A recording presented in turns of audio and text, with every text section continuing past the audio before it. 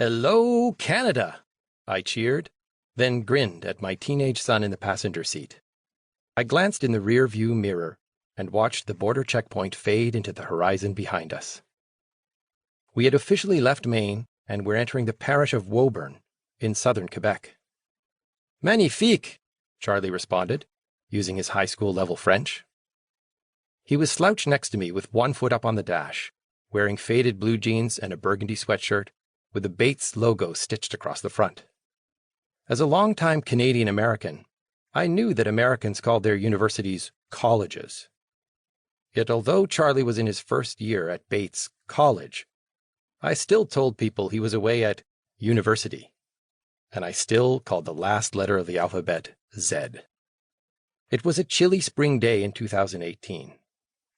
Charlie and I were kicking off a week-long tour of central Canada during this, his first spring break from university. As a California kid, Charlie was probably feeling far from home by then.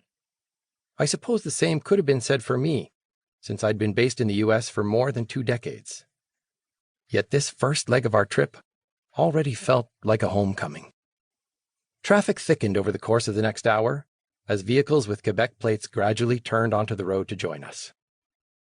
We were passing through a hilly region known as les Cantons de l'Est, the eastern townships to us Anglos. At some point, Charlie, noticing that our cell phone reception had been restored, began tapping on his device. We crested a snowy ridge, and my hometown came into view. I quietly admired the tableau of tree-lined neighborhoods set amid the woodlands and meadows below.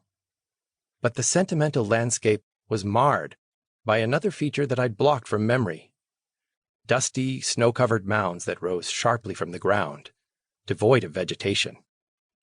"What are those?" Charlie asked, pointing at what probably looked to him like dreary mountains.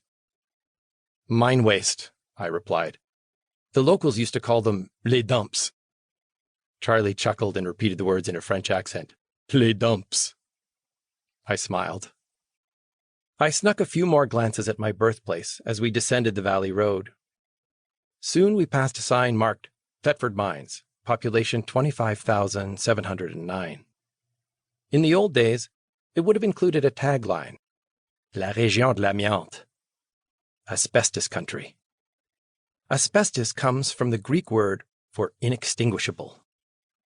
Veins of this fibrous and fireproof mineral occur naturally in the eastern townships, stitched into outcrops like rows of white yarn across a blanket.